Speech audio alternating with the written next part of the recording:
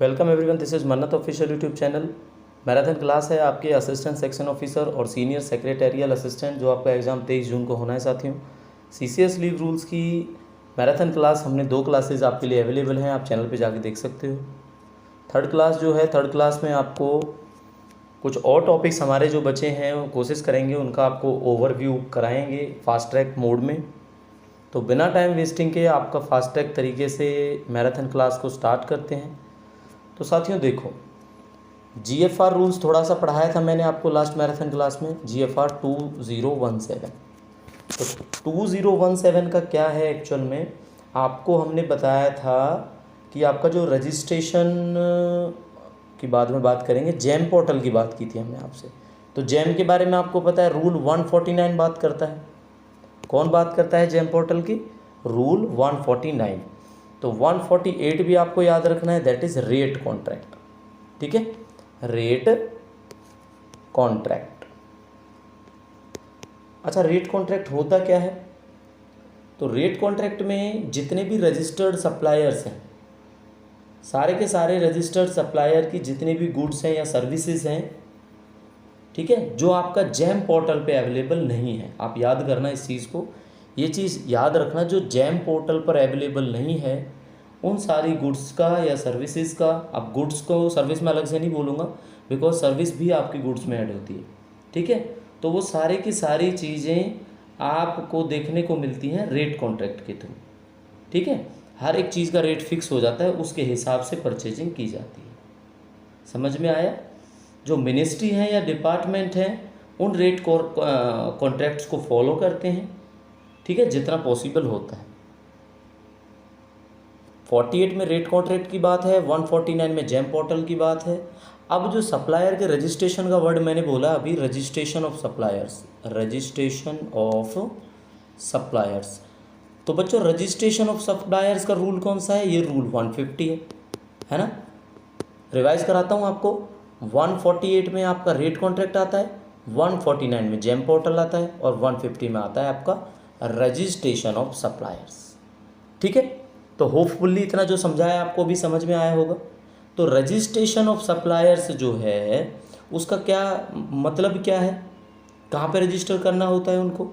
जो भी हमारा एक वर्ड में यूज़ करूँगा, DGS&D, अगर ये वर्ड कहीं लिखा है ना तो इसका मतलब होता है आपका जो सेंट्रल परचेजिंग ऑर्गेनाइजेशन।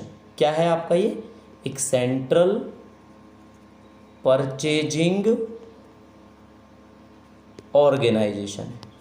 ठीक है, central purchasing organization full form क्या होगी? डी से बच्चों आपका होगा इसका जो फुल फॉर्म, अगर इसकी बात करेंगे हम,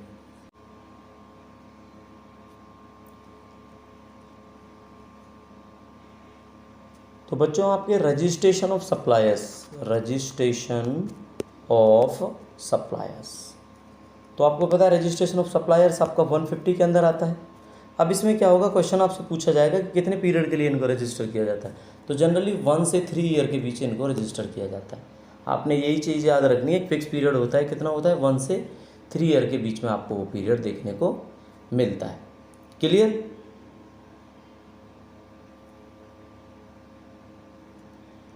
अगर कोई सप्लायर फॉलो नहीं करता है, कोई रूल्स हैं गवर्नमेंट के, तो उनको बिडिंग से भी बाहर निकाल दिया जाता है, बिडिंग से। ठीक है, जो बिड सिस्टम होता है, तो बिडिंग से डिबेयरमेंट का अगर आप याद रखोगे तो ये बात आपकी मेंशन्ड है रूल नंबर 151।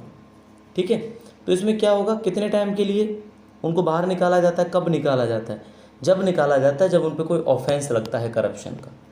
ठीक है, करप्शन का लगता है या आईपीसी के थ्रू, आईपीसी की धारा जो इंडियन पीनल कोड है उसके थ्रू अगर कोई उन पे लॉस होता है प्रॉपर्टी का, या किसी की लाइफ का लॉस होता है, थ्रेट टू पब्लिक हेल्थ होता है, तो इस वजह से उनको डिबेयर कर दिया जाता है। अब डिबेयर कितने दिन के लिए करते हैं आपने याद रखना है। अब वो एलिजिबल नहीं होगा किसी भी प्रोक्योरमेंट प्रोसेस में। ठीक है, 3 साल कम से कम। ठीक है, तो आपने डिबेयरमेंट में याद रखना है 3 ईयर्स मिनिमम, मैक्सिमम कहूँगा इसको मैं। ठीक है, 3 ईयर मैक्सिमम क्या है, उसको डिबेयर्ड रखा जाएगा आपका, कि वो किसी भी आपकी प्रोक्योरमेंट प्रोसेस में भाग नहीं लेगा वो बिडर। क्लियर?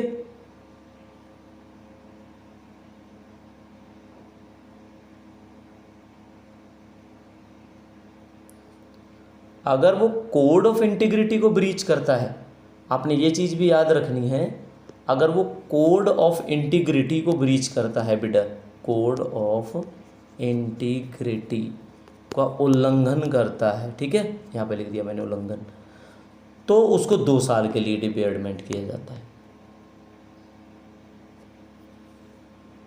ठीक है। 3 साल तक का लिखा हुआ है और 2 साल से ज़्यादा उसको डिबेयर नहीं किया जाता अगर उसने कोड ऑफ इंटीग्रिटी को ब्रीच किया है तो, ठीक है, ये चीज़ आपने याद रखनी है। अब purchase of goods without quotation, एक वर्ड बहुत इंपॉर्टेंट होता है आपका, purchase of goods without quotation, ये लाइन यहाँ पे लिख देते हैं हम, purchase of goods without quotation.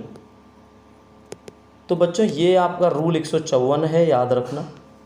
कितना है रूल नंबर 154, और 154 के साथ साथ कितने तक की चीज़ के लिए कोई कोटेशन की ज़रूरत नहीं होती, तो वो आपका बच्चों 25,000 है। 25,000 अमाउंट के लिए किसी आपको जो है यानी बिडिंग प्रोसेस की या इन चीज़ों की ज़रूरत या किसी कोटेशन की ज़रूरत आपको नहीं पड़ती। कोटेशन की ज़रूरत कब पड़ती है? जब नंबर ऑफ़ सप्लायर्स होते हैं एज़ पर रूल, ठीक है।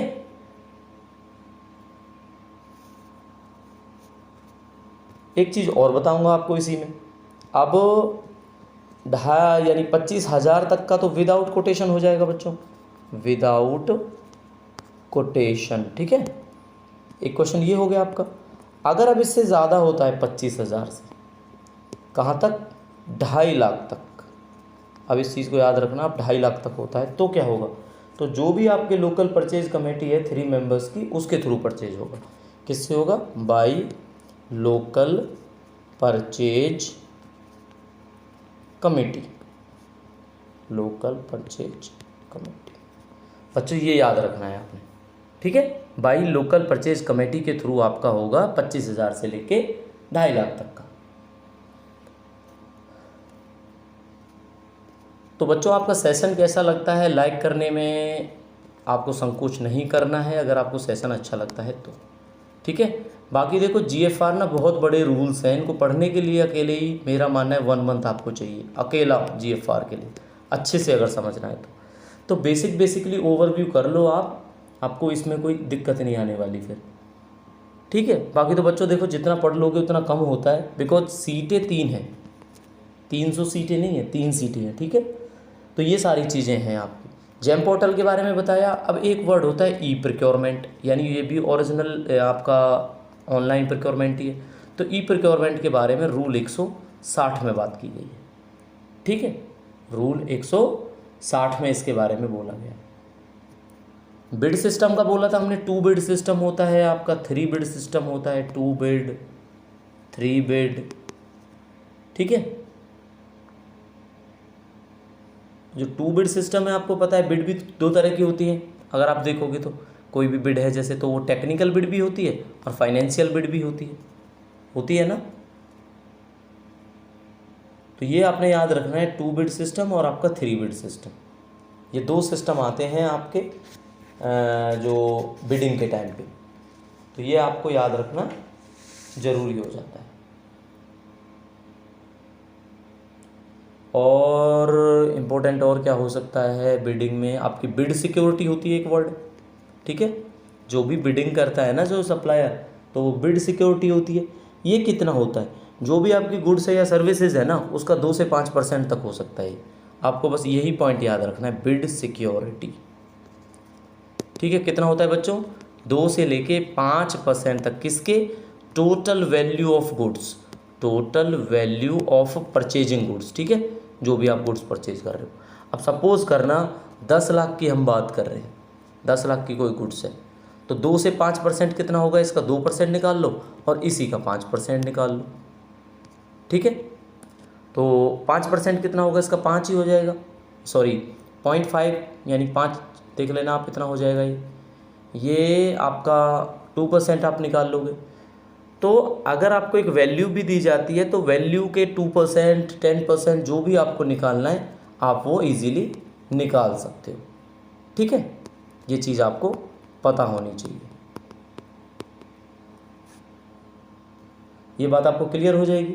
बिड सिक्योरिटी की हमने बात कर ली आपके सामने।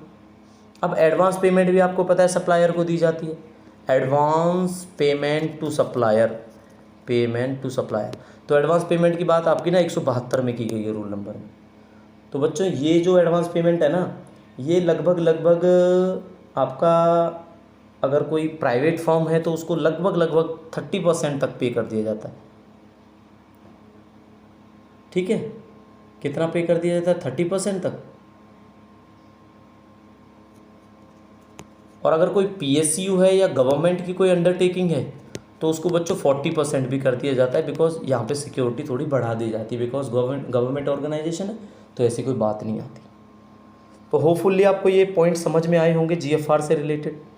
ठीक है, जीएफआर आपका 2017 में आया था। 2017 में आपको डेट पता होनी चाहिए कब कब आपका ये चीज़ें निकल के आती हैं। ओके, और क्या चीज़ है, एक यूसी होता है बच्चों, यूटिलाइजेशन सर्टिफिकेट। तो यूटिलाइजेशन सर्टिफिकेट का फॉर्म जो होता है ना, स्टेट गवर्नमेंट का, ऑटोनॉमस बॉडीज़ का लोन के लिए वो अलग अलग होता है। तो मैं आपको ऑटोनॉमस का बताऊंगा, नेटर ऑटोनॉमस है इसलिए थोड़ा सा याद रखना। ठीक है, लोन का भी बताऊंगा और आपको एक बताऊंगा स्टेट गवर्नमेंट का। ठीक है, तो बच्चों देखो ऑटोनॉमस का क्या होता है, आपका GFR 12A फॉर्म होता है। लोन के लिए आपका GFR 12B होता है। याद आपको ही रखना पड़ेगा, बता मैं दूंगा। ठीक है, GFR और ये बच्चों हो जाएगा आपका 12C। ठीक है, 12A ऑटोनॉमस का, 12B लोन का और आपका 12C हो जाएगा स्टेट गवर्नमेंट का यानी GFR का। तो होपफुली आपको ये बात समझ में आई होगी हमारी। ठीक है, ये जो सारी चीज़ें हमने आपको बताई, रूल्स तो देखो बच्चे बहुत सारे होते हैं इसमें, सारे के सारे रूल आप नहीं कर सकते हो।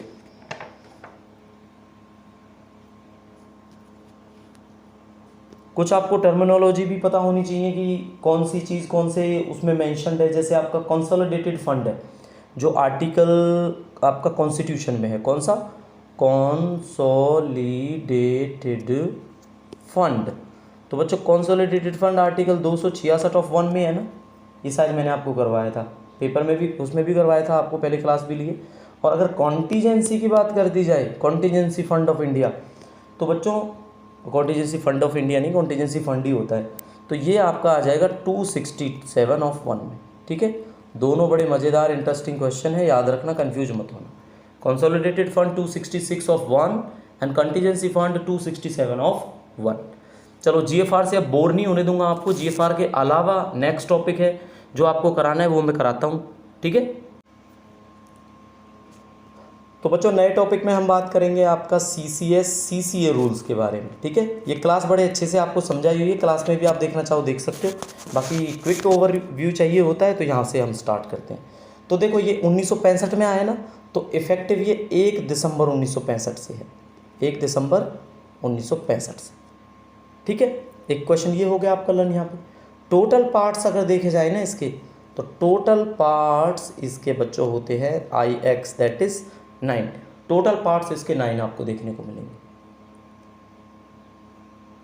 ठीक है, फुल फॉर्म की बात करेंगे, CCA की फुल फॉर्म भी पता होनी चाहिए जब हमने लिखा है तो यहाँ पे। तो ये क्या होगा आपका, ये होगा आपका क्लासिफिकेशन, क्लासिफिकेशन। और बच्चों इस C से होता है आपका कंट्रोल और इस A से होगा आपका अपील। अब मेरा मानना है ये 3 चीज़ें आपको पता ही होनी चाहिए। क्लासिफिकेशन आपका रूल नंबर 4 में आता है ना बच्चों, आता है ना रूल नंबर 4 में क्लासिफिकेशन, रूल नंबर 4 में ही आता है। Classification of service, classification of post बोलोगे तो रूल नंबर 6 हो जाएगा। बाकी आप सिंपल आप याद रखना, 4 को भी छोड़ो, पार्ट 2 में याद रखना आप, पार्ट 2 में आपका क्लासिफिकेशन आता है। ठीक है, और अपील है ना वो पार्ट 7 में आता है, पार्ट 7 याद रखना। अपील होगा पार्ट 7 में और जो आपका क्लासिफिकेशन है वो होगा पार्ट 2 में। क्लियर हो गया होगा शायद। चलो कुछ और इंटरेस्टिंग जो रहेगा आपका CCS CCA से रिलेटेड वो बात करेंगे आपके सामने। ठीक है, चलो इसमें बच्चों बात करते हैं, मैंने आपको बार बार कराया हुआ है, सस्पेंशन के बारे में जिक्र अगर होगा तो सस्पेंशन, सस्पेंड करते हैं ना, तो वो आपका रूल नंबर 10 है। कितना है? Rule number 10। ये हो गया ना सस्पेंशन। क्लासिफिकेशन ऑफ पोस्ट की बात करेंगे अगर, क्लासिफिकेशन अब पार्ट 2 में है ना क्लासिफिकेशन, तो क्लासिफिकेशन ऑफ पोस्ट जो है ना वो आएगा बच्चों आपका रूल नंबर 6 के अंदर। ठीक है, रूल नंबर 6 में। पेनल्टीज़ की अगर बात करते हैं, पेनल्टीज़ तो याद रखना है पार्ट 4 नहीं 5 होता है शायद, है ना, आप चेक करना है इसको, पार्ट 5 ही होगा ये पेनल्टी। मैंने आपको याद करवाया था P4 पार्ट 5 इस तरह से कुछ अगर बताया हो तो पेनल्टी आपका पार्ट 5 के अंदर आएगा। तो अगर केवल पेनल्टीज़ की बात करते हैं ना तो ये आपका रूल नंबर 11 हो जाता है। तो बच्चों 10 आपको कौन सा बताया था हमने? 10 आपको बताया था सस्पेंशन, और 11 आपका कौन सा हो जाता है? 11 हो जाता है आपका पेनल्टीज़ के बारे में। ठीक है, पढ़ लिया इतना अभी तक। अब बात करेंगे appointment to group A service and post. Appointment A group की पोस्ट की। ठीक है, तो ए ग्रुप की पोस्ट की अपॉइंटमेंट रूल नंबर 8 में बात की जाती है। अब आपको पता है अपॉइंटिंग अथॉरिटी वाला ना चैप्टर जो है पार्ट है वो पार्ट 3 है। पार्ट 3 में सारे अपॉइंटमेंट अथॉरिटी है, तो रूल नंबर 8 ही आपका हो जाएगा अपॉइंटिंग अथॉरिटी, है ना। ए क्लास के अलावा कोई अपॉइंटमेंट होती है तो वो आपका बात करता है रूल नंबर 9। इसके अलावा देखो बच्चों ए का तो 8 में हो जाएगा और 9 में होगा आपका appointment to other services and post. Appellate authority बार बार बोला जाता है आपको, अपील वाले सेक्शन में आएगा तो अपीलेट है तो ये होगा अपीलेट अथॉरिटी। तो अपील वाला आपने याद रखना है 7th पार्ट है। कौन सा पार्ट है? अपील वाला 7। और जो अपीलेट अथॉरिटी है वो आपकी रूल नंबर 24 के अंडर मेंशन है। रूल नंबर 24 में आपका क्या मेंशन है? Appellate authority. ठीक है, कराते गए आपको ये सारी चीज़ें। अब इम्पोर्टेंट कुछ लगता है तो आई थिंक बात करेंगे हम मेजर पेनल्टीज़ की। तो मेजर पेनल्टीज़ या पेनल्टीज़ तो आपको पता है रूल नंबर 11 में, लेकिन अगर मेजर पेनल्टीज़ के प्रोसीजर की बात करेंगे, हाँ पेनल्टीज़ तो पता ही है आपको, procedure to impose major penalties, तो रूल 14 समझना इसको। ठीक है, कितना है आपका ये? Rule number 14। क्लियर? अब मुझे लगता है इंपॉर्टेंट रूल्स मैंने आपको बता दिए। टोटल बच्चों आपने याद रखना है जो आपका ये कितने पार्ट बताए थे हमने इसमें? टोटल आपको 9 पार्ट्स बताए थे। तो 9 पार्ट्स के अंदर देखो टोटल 9 पार्ट्स लिखा ऐसे मिलेगा आपको। ठीक है, 9 पार्ट्स के अंदर रूल्स जो हैं आपके वो हैं टोटल 35। क्लियर बच्चों? 35 रूल्स हैं, आपने ये पढ़ के रखना है। इफेक्टिव कब हुए? 1 दिसंबर 1965 से हुए आपके 1965 से। बाकी डेफिनेशंस है वो मैंने क्लास में अच्छे से आपको समझाई हुई हैं, कराई भी हुई है। ठीक है, तो उसमें नो डाउट आपको कोई इशू नहीं होना चाहिए। बच्चों CCS CCA टोटल 35 रूल बताए आपको। अब 35 से 25 याद रख लेना है आपने, ये हो जाएगा अब आपका CCS कंडक्ट रूल। ठीक है, और कंडक्ट रूल है ना जो बच्चों, जो आपका कंडक्ट रूल है वो कंडक्ट रूल आपका आया था 1964 के अंदर। ठीक है, कब से आया था? 1964 से आपका ये आया था। टोटल रूल्स कितने हैं इसमें? 25 हैं टोटल। अब 25 में से कुछ इंपॉर्टेंट है जो हम बात करेंगे। अगर हम डेफिनेशंस की बात करें तो रूल 2 में होंगे आपकी डेफिनेशंस। रूल 2 आपका डेफिनेशंस होते हैं। ठीक है बच्चों, रूल 2 आपका क्या होगा? डेफिनेशंस होगा। गिफ्ट की बात आती है तो गिफ्ट का आपको याद रखना है रूल नंबर 12 है। डोरी की बात आती है, पहले भी मैराथन में बताया आपको, तो ये बच्चों आपका 13A हो जाता है। ठीक है, मूवेबल इमूवेबल इस तरह की अगर प्रॉपर्टी की बात आती है तो ये बच्चों 18 के अंदर बात की जाती है। रेस्ट्रिक्शन 18A में देखने को मिलेंगे। ठीक है, prohibition regarding employment of child below age of 14 years, 14 साल से बच्चे के काम करने से मनाही 22A के अंदर है, क्लास में भी आपको बताया है। तो ये चाइल्ड लेबर से याद रखो आप इसको, ठीक है, 22A में। ये इंपॉर्टेंट आपने देख लिए। चलो कुछ और इम्पोर्टेंट है जो आपको बताने हैं, जो जैसे स्ट्राइक्स होती हैं, पब्लिक डेमोन्स्ट्रेशन बोलते हैं, अगर तरीके से करते हैं तो पब्लिक डेमोन्स्ट्रेशंस हैं। इसके बारे में आपका जिक्र होता है, गवर्नमेंट सर्वेंट अगर करता है तो रूल नंबर 14 के अंदर आता है, ठीक है।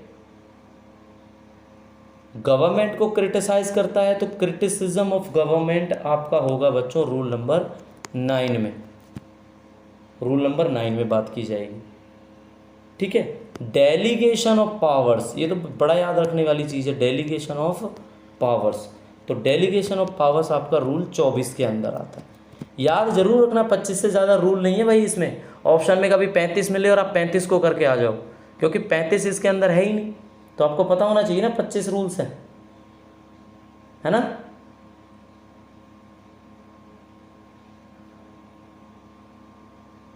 टेकिंग पार्ट इन पॉलिटिक्स, जो इलेक्शंस अगर आपको बताया था, अगर आपको मान लो इलेक्शन में पार्ट करना है, पॉलिटिक्स में पार्ट्स करना है, तो ये आपका रूल नंबर 5 के अंदर मेंशन्ड है, रूल नंबर 5 में ये बोला गया है। अब बहुत ज़्यादा ज़रूरी बच्चों 3A 3B 3C याद रख लेना है। तो ये तो रटा रटाया है हमारा प्रॉम्प्टनेस एंड कॉर्ट से, प्रॉम्प्टनेस एंड कॉर्ट से आप लिख लेना इसको, ठीक है। 3B है बच्चा आपको जो देखने को मिलेगा वो गवर्नमेंट पॉलिसीज़ के बारे में है, यानी ऑब्जर्वेंस ऑफ गवर्नमेंट पॉलिसीज, ठीक है बच्चों। लिखने से ज़्यादा समझना इस चीज़ को आप, तो ही आपके समझ में ज़्यादा आएगी। 3C में बात करते हैं ना हम, 3C में आपको पता ही है, उसमें सेक्सुअल हरासमेंट के प्रोहिबिशन की बात होती है, रोक लगाने की, प्रोहिबिशन ऑफ सेक्सुअल हरासमेंट, ठीक है। सेक्सुअल हरासमेंट में क्या क्या आते हैं वो आपको क्लास 2 में मैराथन में हमने बताया था, इसमें हम जिक्र अब नहीं करेंगे, ठीक है बच्चों। ये सारी चीज़ें आपने याद रखनी, इम्पोर्टेंट हो जाता है, अच्छे से पढ़ना आपकी जिम्मेदारी है, बिकॉज वैकेंसीज भी ज़्यादा नहीं है ना।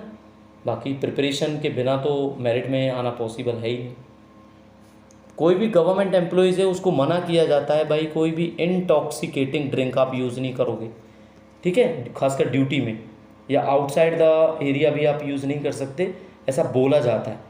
इंटॉक्सिकेटिंग ड्रग्स या कोई ड्रिंक, इस तरह की चीज़ें, तो ये किस में, ये भी याद रख लो आप, इसका भी आपको रूल नंबर बता देते हैं। तो क्या लगता है आपको रूल नंबर किसके अंदर आएगा आपका, ये इंटॉक्सिकेटिंग, रूल 22 2 कर लेना इसको, ठीक है। यानी ड्रग और आपका कौन सा है अगला, ड्रग के बाद ड्रिंक, तो 2 हो गए ना, तो 2 ऐसे। ये तरीका थोड़ा सा अगर ठीक लगे तो आप देख लेना, क्लियर हो गया ना। अब कुछ और अगर आई थिंक क्या हो सकता है वो आपका इम्पोर्टेंट, टाइटल की तो मैं बोलूँगा ही नहीं, वो तो आपका रूल नंबर 1 ही होता है ऑलवेज। अब रेस्ट्रिक्शंस रिगार्डिंग मैरिज होगी ना, तो वो 21 में आएगा, रूल 21 में रेस्ट्रिक्शंस भी है ना भाई मैरिज की, ये थोड़ी है कि जितनी मर्जी शादियाँ करनी है कर लो, है ना, रेस्ट्रिक्शन ऑफ मैरिज। तो ये मेंशन्ड है हमारे classification, control and appeal rules, वो तो हम बात नहीं कर रहे।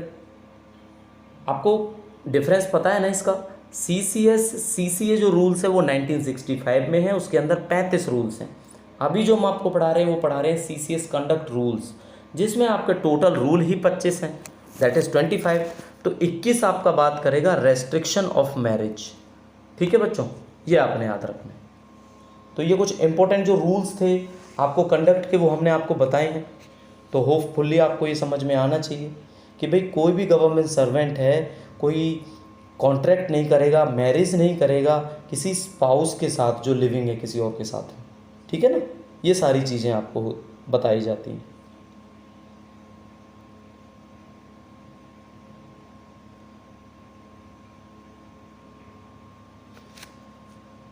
चलो आपको ये क्लियर हो गया होगा। अब कुछ नए टॉपिक की बात करते हैं, कोई दूसरा टॉपिक।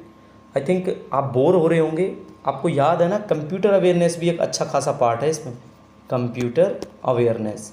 तो चलो अब कुछ कंप्यूटर अवेयरनेस के क्वेश्चंस लाते हैं ताकि आपको थोड़ा सा फीलिंग बेटर रहे। बताते हैं EDP क्या होता है। अगर इसकी आपसे फुल फॉर्म पूछी जाती है तो ये होती है आपकी इलेक्ट्रॉनिक डाटा प्रोसेसिंग। क्या होती है? Electronic data processing. क्लियर हो गया होगा आपको, इलेक्ट्रॉनिक डेटा प्रोसेसिंग। अच्छा, एक और है जो आपसे पूछा जाता है कि भाई इंस्ट्रक्शन के साइकिल्स क्या होते हैं सीपीयू के। तो सीपीयू के इंस्ट्रक्शन साइकिल्स क्या क्या क्या होंगे सीपीयू के। तो ये सबसे पहले फैच करेगा इंस्ट्रक्शन को, फिर डिकोड करेगा इंस्ट्रक्शन को, और फिर आपका कर देगा एग्जीक्यूट। ये सीपीयू का काम होता है। ठीक है।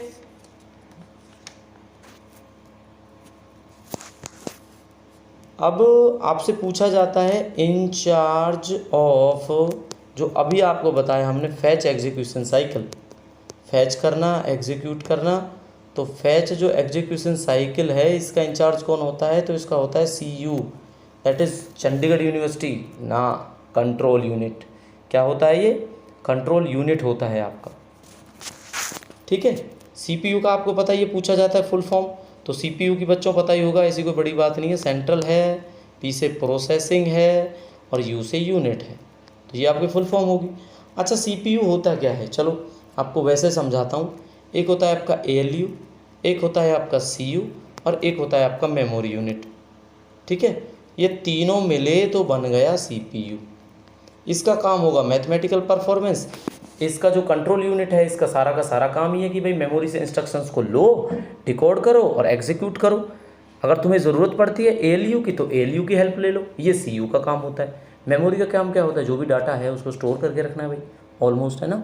चाहे वो कैश मेमोरी हो, चाहे आपका वो रैंडम एक्सेस मेमोरी हो, जैसे मर्जी हो। एक टर्म और आता है आपका गीगो का। पूछा जाता है किससे लेना देना है गीगो का, तो गीगो का लेना देना होता है बच्चों आपका एक्यूरेसी से। किससे लेना देना होता है, एक्यूरेसी से। फुल फॉर्म आपको पता ही है, गार्बेज इन और गार्बेज आउट, ये आपने याद रखना है। क्लियर हो गया। ये बेसिक ऑफ द कंप्यूटर्स है जो आपका सिलेबस में है ना, वो चीज़ पूछ रहे हैं हम, आपको बता रहे हैं। एक इन्फॉर्मेशन इन कंप्यूटर है, उसको क्या बोला जाता है, तो इन्फॉर्मेशन जो कंप्यूटर में है उसको बोला जाता है स्टोर्ड डाटा। क्या बोला जाता है, स्टोर्ड डाटा। क्लियर।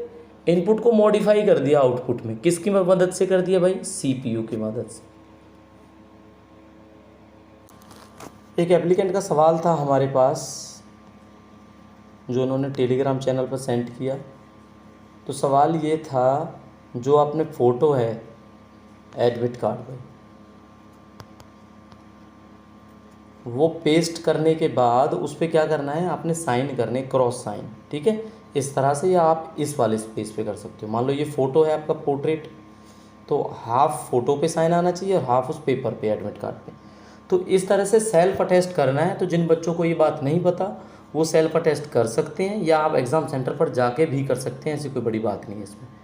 ठीक है। बस आपने ध्यान यही रखना है कि फ़ोटो है जो सेल्फ अटेस्ट होनी है, वो फ़ोटो आपकी क्लियरली विजिबल हो, ये आपको समझना है। एक बच्चे का सवाल था ई एडमिट कार्ड, बोला ऑनलाइन भी लेके जाना है क्या एडमिट कार्ड। तो ऐसा नहीं है, ई एडमिट कार्ड वही एडमिट कार्ड है जो आपने डाउनलोड किया है, बस उसका आपने प्रिंट आउट वो ले लेना है जो अच्छे से दिखाई देता हो बच्चों, ये बात याद रखना। ठीक है। अब आपको रूल्स हम पढ़ा रहे हैं तो थोड़ा सा एकेडमिक रूल्स भी रिवाइज करा देते हैं, थोड़ा थोड़ा एकेडमिक रूल्स के बारे में भी। तो एकेडमिक रूल्स में जब सबसे पहले बात करूंगा ना मैं, तो यूनिवर्सिटी की बात करूंगा आपसे। यूनिवर्सिटी, तो यूनिवर्सिटी का जिक्र आपको यूजीसी रूल्स में मिल जाएगा, यूनिवर्सिटी ग्रांट कमीशन में। तो यूनिवर्सिटी है ना जो, वो आपका कौन से सेक्शन में, रूल नहीं, यहाँ पे सेक्शन की बात होगी, सेक्शन 22 में मेंशन्ड है, और 22 के सब सेक्शन 1 में। ठीक है। तो कैसे याद रखना है, यूनिवर्सिटी का मतलब एक ऐसी यूनिवर्सिटी या इंस्टीट्यूशन जो आपका रेफर्ड है सबसेक्शन 1 ऑफ सेक्शन 22, 22 ऑफ 1 के में जिक्र होता है आपका यूनिवर्सिटी का। क्लियर। एक क्वेश्चन आपको समझ में आ गया होगा इजीली। कोई भी institute whether known as by name provided for course of study, जिससे आप कोई क्वालिफिकेशन गेन करते हो, ठीक है, जो आपका वेरीफाइड है या एफिलिएटेड है यूनिवर्सिटी से, in accordance with the rules and regulation led by down the university, तो उस इंस्टीट्यूशन को क्या बोलते हैं बच्चों, तो वो इंस्टीट्यूशन ना आपका कहलाता है कॉलेज। ठीक है, उस इंस्टीट्यूशन को क्या बोलते हैं, कॉलेज बोलते हैं। एक क्वेश्चन आपको ये समझ में आ गया। बजट की अगर बात की जाएगी ना यूजीसी एक्ट में, तो यूजीसी एक्ट पता है आपको 1956 में आया। तो इसमें जब भी बजट की बात की जाएगी तो बजट का मेंशन होगा आपका सेक्शन नंबर 17, ठीक है। जैसे सेक्टर 17 इन चंडीगढ़ है, वहाँ बजट चाहिए होता है, आपको पैसे चाहिए होते हैं अगर वहाँ पे शॉपिंग करनी है तो सेम ऐसे ही बजट मेंशन है आपका यूजीसी एक्ट 1956 में, जो आपका सेक्शन 17 के अंदर आता है, जो आपने याद रखना है बच्चों। Full account of activities in a year, तो किसी भी चीज़ में ये क्वेश्चन आता है ना तो उसको एनुअल रिपोर्ट बोलेंगे हम हमेशा से। क्लियर। पेनल्टीज़ की बात की जाएगी तो एक तो पेनल्टीज़ हमने आपको सीसीए रूल्स में बताई, पेनल्टीज़ जो आपका पार्ट 7 में थी, है ना, पार्ट 7 में थी ना पेनल्टीज़, देख लेना आप, इसको चेक करना, मैंने लास्ट अभी पढ़ाया था थोड़ी देर पहले। बाकी यूजीसी एक्ट में अगर पेनल्टीज़ की बात की जाए ना, यूजीसी एक्ट में पेनल्टीज़ तो ये होंगी बच्चों आपकी सेक्शन 24 के अंदर, बस इतना सा आपको याद रखना है। क्लियर। यूजीसी के काम आपको पता ही है, पावर्स करना, ये सब कुछ हमने बताया हुआ है, आप यूजीसी की हमारी क्लास देख सकते हैं।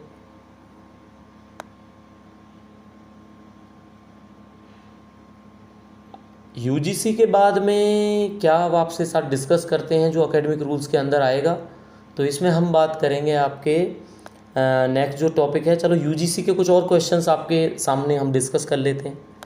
अगर पार्लियामेंट के सामने रूल्स एंड रेगुलेशंस को लाई करना हो यूजीसी ने पार्लियामेंट में, ठीक है, आपका लाई करने का, lying of rules and regulations, तो कितने दिन पहले आपको क्या है जो सेशन से या कितने टाइम तक आप उनको वहाँ पे लीड डाउन कर पाओगे, शो कर पाओगे, करने पड़ेंगे आपको। तो विद इन 30 डेज़ का पीरियड है, 30 दिन के अंदर अंदर आपने ये करना होता है। टोटल पीरियड ऑफ 30 डेज़ आपको मिलेगा। किसी भी दो जो हाउस ऑफ पार्लियामेंट है, लोकसभा राज्यसभा, ईच हाउस में किसी सेशन में इसको 30 डेज़ तक रखा जाता है, ठीक है। उसके बाद में ये कोई चेंजेस होता है, रेगुलेशंस होते हैं, वो सारे के सारे यहाँ पे किए जाते हैं। अच्छा, यूनिवर्सिटीज़ जो आपका यूजीसी है वो इंस्पेक्शन भी करता है यूनिवर्सिटीज़ की। तो यूजीसी का जो इंस्पेक्शन का एक्ट है वो बच्चों रूल है जो वो आपका आया 1960 के अंदर, इतना याद रखना आप, ठीक है। फिटनेस का अगर पूछने लग जाए, फिटनेस ऑफ यूनिवर्सिटीज़, तो बच्चों उत्तर कर देना इसका 1974, 1974, फिर आपका फिटनेस का क्लियर हो जाएगा इस, ठीक है ना। और एग्जैक्टली अगर कोई डेट पूछना चाहे आपसे तो क्या बोलोगे 1974 का, तो वो 1 जून है बच्चों, याद रखना, जनवरी नहीं है, वो 1 जून 1974 होता है आपका। ये तो हो गया फिटनेस ऑफ यूनिवर्सिटीज़। कौन सी यूनिवर्सिटीज़ की फ़िटनेस की बात की थी हमने, ग्रांट के लिए, ठीक है, 1974 में। अब अगर कोई टेक्नोलॉजिकल यूनिवर्सिटी हो उसकी फ़िटनेस की बात की जाए तो सेम यही होगा, लेकिन टैक लिख देता हूँ यहाँ पे। टेक्निकल के केस में बच्चों आंसर हो जाएगा 1978, 1978, आपने इतना याद रखना है, ठीक है। ये हो गया। एग्रीकल्चर की यूनिवर्सिटीज़ की फ़िटनेस की बात करूँगा तो एग्रीकल्चर में आएगा आपका 1975, ठीक है। टेक्निकल यूनिवर्सिटीज़ का बता दिया आपको, इसका भी बता दिया। अब ओपन यूनिवर्सिटीज़ का बताओ क्या होगा, तो बच्चों ओपन अगर लिखूँगा तो ओपन में ना 1988 कर लेना आप, 1988। और कमिंग टू फोर्स क्लास में पढ़ाया है, अच्छे से आपने पढ़ा होगा। ये आपका जो रूल्स है 1988 में नहीं आए, ये आए आपके 8 मार्च, मैंने विमेंस डे के ऊपर बताया था आपको, 8 मार्च, हिंदी में लिख रहा हूँ यहाँ पे, 8 मार्च 1989, 1989, यानी 1 साल के बाद मान के चलना आप इस चीज़ को, ठीक है। तो एक आपका SGRC होता था, स्टूडेंट्स ग्रीवेंसेस रिड्रेशल कमेटी जो होती थी, फुल फॉर्म अगर पूछते हैं तो आप बता सकते हो। चेयरपर्सन और मेंबर का टेन्योर इनका पूछा जाए SGRC का तो कितना होता है SGRC के मेंबर्स का टेन्योर, वो आपको पता होना चाहिए, SGRC। तो मेंबर का टेन्योर बच्चों इसमें होता है 2 साल आपका, किसका, मेंबर का, हिंदी में लिख रहा हूँ यहाँ पे, या फिर होगा आपका चेयरमैन या चेयरपर्सन, ठीक है, 2 साल तक का इनका टाइम होता है। क्लियर हो गया। डीम्ड यूनिवर्सिटीज़ की बच्चों बात की जाती है, डीम्ड यूनिवर्सिटीज़, डीम्ड यूनिवर्सिटीज़ तो इनका जो जिक्र है इनके रेगुलेशंस का वो आपको सेक्शन 3 में मिलेगा यूजीसी एक्ट में, डीम्ड यूनिवर्सिटी का, ठीक है। और डीम्ड यूनिवर्सिटीज़ के जो रेगुलेशन है वो आपके आते हैं 2023 में, कम इन टू फोर्स कब से, 2 जून से, ठीक है, जो नया एक्ट है। हम बात कर रहे हैं university grant commission institution deemed to be universities regulations की। Institution deemed to be universities regulation 2023 अगर लिखा आएगा तो आपने याद रखना है 2 जून 2023, ठीक है, तब से आपका एनफोर्स होते हैं। टेक्निकल जब आप एकेडमिक रूल्स का पढ़ ही रहे हो तो कुछ फुल फॉर्म्स हैं वो आपको बता देता हूँ। जैसे AICT के बच्चों क्या होती है, all India council of technical education, पढ़ाना भी पड़ेगा आपको ये हमें, है ना।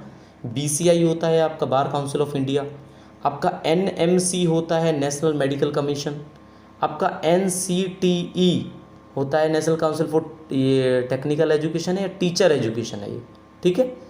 DCI डेंटल वालों की काउंसिल होती है, BCI bar council of India होता है, INC होता है इंडियन नर्सिंग काउंसिल। तो ये फुल फॉर्म्स हैं जो आपने मेनली याद रखनी है। जैसे NIRF होता है रैंकिंग जो होती है, नेशनल इंस्टीट्यूशनल रैंकिंग फ्रेमवर्क, ठीक है। तो ये आपने बच्चों याद जरूर रखनी पड़ेंगी। टीचर स्टूडेंट का जो रेशो है यूनिवर्सिटीज़ में कितना रखा जाता है, 120 का रेशो रखा जाता है। डीम्ड यूनिवर्सिटीज़ में भी ऐसे ही है ये रेशो, इस हिसाब से रखा जाता है, ठीक है।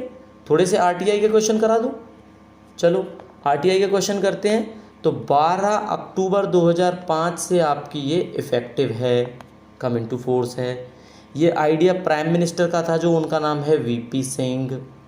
इंडिया में सबसे पहले आया था मैं आपका तमिलनाडु में, वर्ल्ड में सबसे पहले आया RTI का जो मामला है तो नहीं कहूँगा, RTI का जो राइट टू इन्फॉर्मेशन इनेक्टेड हुआ तो सबसे पहले स्वीडन में हुआ वर्ल्ड में, इंडिया में तमिलनाडु में होता है, ठीक है।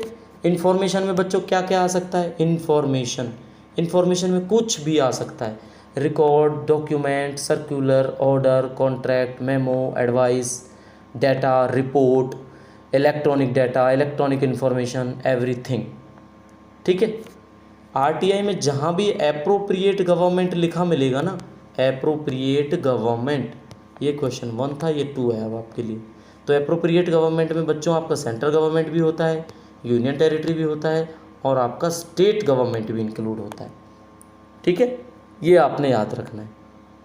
राइट टू इन्फॉर्मेशन में एक CPIO होता है, उसकी फुल फॉर्म क्या है, तो ये होगी central public information officer, central public information officer, ठीक है। और जो CIC होता है सेंट्रल इन्फॉर्मेशन कमीशन, ये आपका सेक्शन 12(1) में जिक्र है इसका, ठीक है। और जो CPIO होता है ये 5(1) में मिलता है, CPIO के बारे में आपको इन्फॉर्मेशन, ये भी आपने याद रखना है, ठीक है। सेंट्रल इन्फॉर्मेशन कमीशन और स्टेट इन्फॉर्मेशन कमीशन में एक ही अंतर है कि भाई यहाँ पे तो सेंट्रल जो है चीफ इन्फॉर्मेशन कमिश्नर होगा, वहाँ पे स्टेट इन्फॉर्मेशन कमिश्नर्स होते हैं। तो जो इसका जो चीफ होगा वो एक होगा और कमिश्नर्स जो होंगे टोटल वो 10 से ज़्यादा नहीं हो सकते। मतलब ये जो पूरा का पूरा कमीशन में इसमें 11 से ज़्यादा बंदे नहीं होंगे। अपॉइंट कौन करता है बच्चों, प्रेसिडेंट ऑफ इंडिया करता है अपॉइंट, ये भी याद रखना। और स्टेट के कनेक्शन में कौन करेगा, गवर्नर करेगा। प्रेसिडेंट ऑफ इंडिया जिस कमेटी को करता है उसमें कौन होता है भाई, PM होता है, लीडर ऑफ अपोजिशन होते हैं, यूनियन मिनिस्टर्स होते हैं। और जो गवर्नर जो करता है स्टेट इन्फॉर्मेशन कमीशन का गठन, तो उसमें आपका CM होता है, लीडर ऑफ अपोजिशन ऑफ विधानसभा होता है, और आपका कैबिनेट मिनिस्टर्स होते हैं जो मुख्यमंत्री नॉमिनेट करेगा जिनको, ठीक है। तो RTI की फुल फॉर्म बताने की तो ज़रूरत नहीं होगी। राइट टू इन्फॉर्मेशन होता है, 2005 में इसका एक्ट आया, आपका पता है ये सब, ठीक है बच्चों। सीनियर सेक्रेटेरिएट असिस्टेंट वालों का थोड़ा सा बता देता हूँ, GST का भी आपका सिलेबस है, तो उन बच्चों का ये काम आ जाएगा। उनको लग रहा होगा हमारे बारे में तो सर कुछ बता ही नहीं रहे। तो GST का बच्चों क्या है आपका, central goods and services tax के रूल्स पढ़े थे हमने 2017 वाले। तो GST की फुल फॉर्म आप जरूर याद रखना, गुड मत समझना इसको, गुड्स है ये, गुड एंड सर्विस मत समझना, सर्विसेज है ये, ठीक है। ये टैक्स होता है आपका।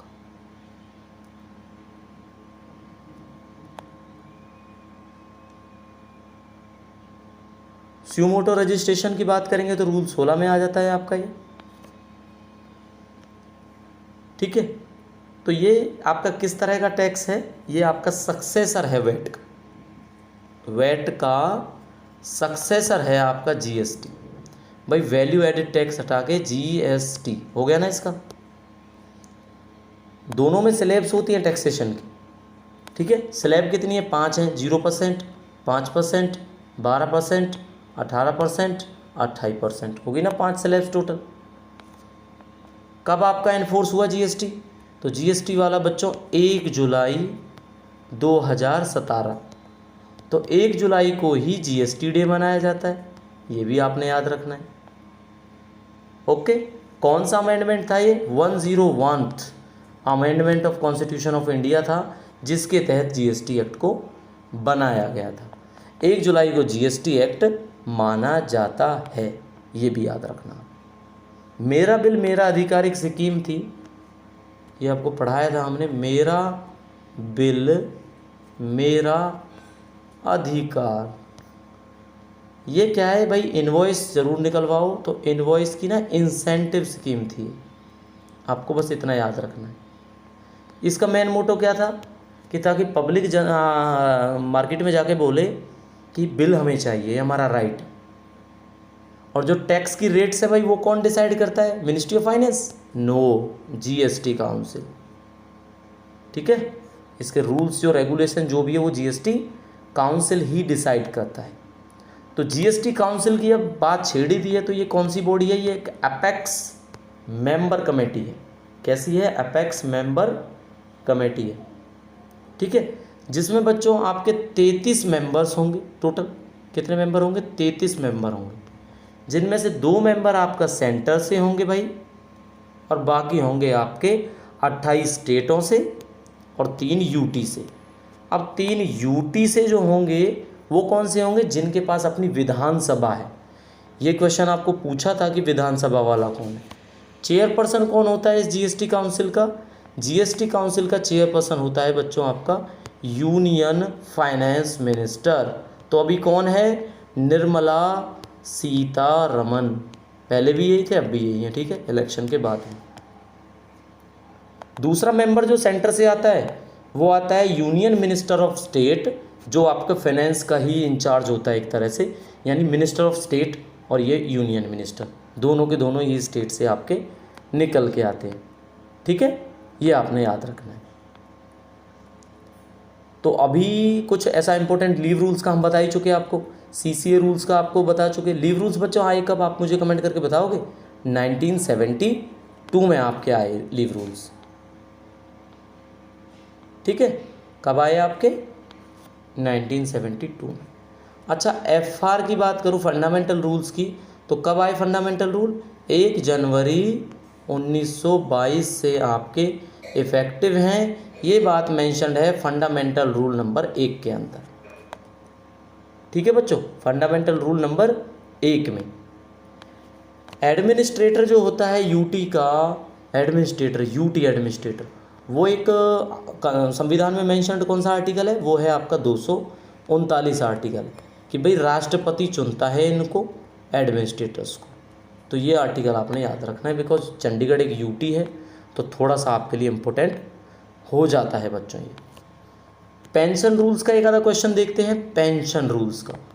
तो बच्चों पेंशन रूल्स किस डिपार्टमेंट के अंदर आता है, तो ये आता है ministry of personnel public grievances and pensions. Departments कौन सा होता है, department of pension and pensioners welfare इसका डिपार्टमेंट होता है। कौन सा होगा department, department of pension and pensioners welfare.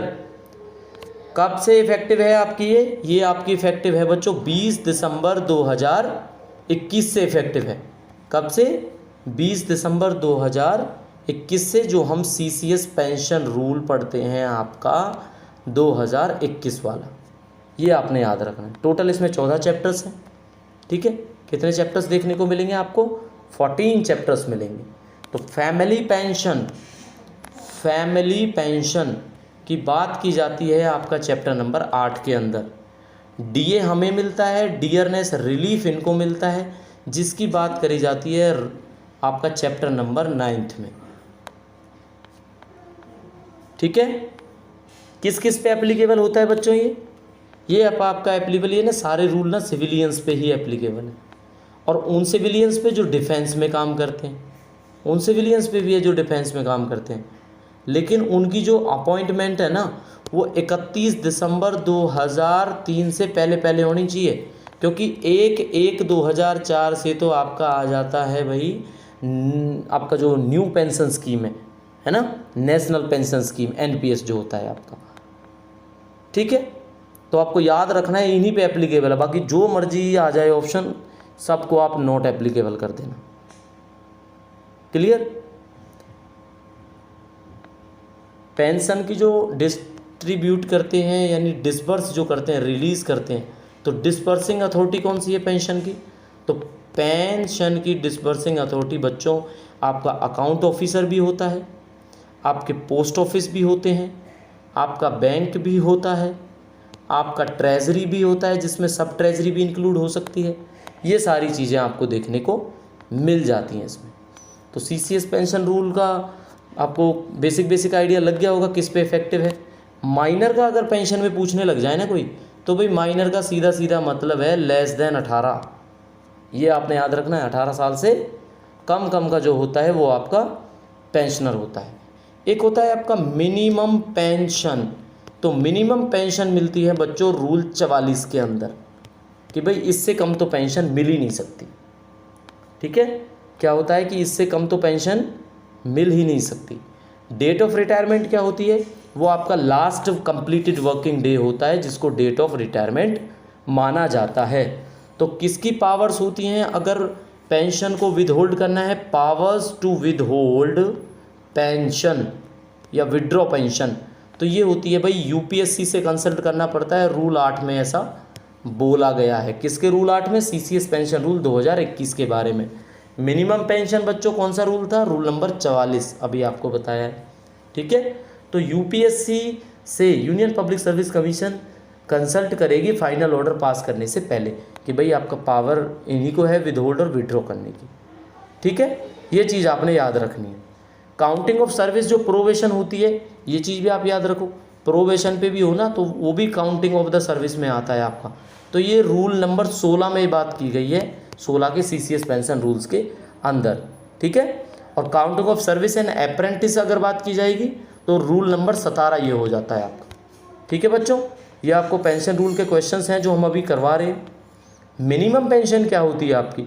Reduced pension या विदहोल्ड पेंशन वो रिड्यूस हो जाती है किससे? अमाउंट ऑफ मिनिमम पेंशन से। ठीक है, और मिनिमम पेंशन है वो आपका किस में मेंशन्ड है? ये आपको अभी बताया था, रूल नंबर 44 में आता है। किस में आता है? रूल नंबर 44 में। डेट ऑफ रिटायरमेंट आपको पता लग गया, लास्ट वर्किंग डे होता है। तो बेसिकली हमने आपको ये CCS पेंशन रूल के बताए। बाकी आपको डिटेल्ड अगर बच्चों पढ़ना है ना तो पेंशन रूल की आप हमारी ना क्लासेज जाके देख लेना, है ना। और आई होप लगभग आपकी क्लासेज आप देखोगे आपको पता लगेगा, लेटेस्ट में ही हमारी क्लास मिलेगी। पार्ट 1 पार्ट 2 आपको दोनों पार्ट्स में ये क्लास देखने को मिल जाती है। ठीक है बच्चों, एवरेज एमोल्यूमेंट्स का वर्ड था एक, ये आपका कौन सा रूल है? ये आपका रूल नंबर 32 में आता है। ठीक है भाई, लास्ट 10 मंथ जो होते हैं ना आपके, उसके हिसाब से आपके एमोल्यूमेंट डिटरमाइन किए जाते हैं। ये बात आपने याद रखनी है। इसकी जो एवरेज निकलेगी उसी के हिसाब से आप डिसाइड कर लोगे। तो ये क्वेश्चन अगर पूछा जाए कि average emoluments is determined on the basis of last 10 month of emoluments drawn, तो लास्ट 10 मंथ्स के जो एमोल्यूमेंट्स है इसकी AVG निकालो आप एवरेज, उसके हिसाब से डिसाइड होता है। तो बच्चों ये मैराथन क्लासेज हैं, बहुत ज़्यादा हेल्पफुल हैं आपके लिए। लेकिन इससे पहले हमारी जो क्लासेज आ चुकी हैं टारगेट नेटर पे, आप जाके उन्हें देखो। उसके बाद ये मैराथन क्लास आप करोगे, आपका अच्छे से रिवीजन होगा। होपफुली ये क्लास आपके लिए बड़ी हेल्पफुल रहेंगी। बाकी आपको एग्ज़ाम के लिए काफ़ी शुभकामनाएं। Best of luck for the exam. Senior secretarial assistant के बच्चे हों या ASO के बच्चे हों, बाकी अपने ऊपर भरोसा रखना, पेपर आपका बेस्ट होगा अगर आपने प्रिपरेशन कंटिन्यूसली रखी है। तो यही हम उम्मीद करते हैं। तो साथियों, अभी आपका जो मैराथन सेशन है ये स्टॉप करने वाले हैं। तो नेक्स्ट टाइम मिलते हैं नई इन्फॉर्मेशन के साथ। बाकी इन्फॉर्मेशन के लिए आप हमारे टेलीग्राम चैनल को सब्सक्राइब कर सकते हैं। Thanks for watching the video. Thank you.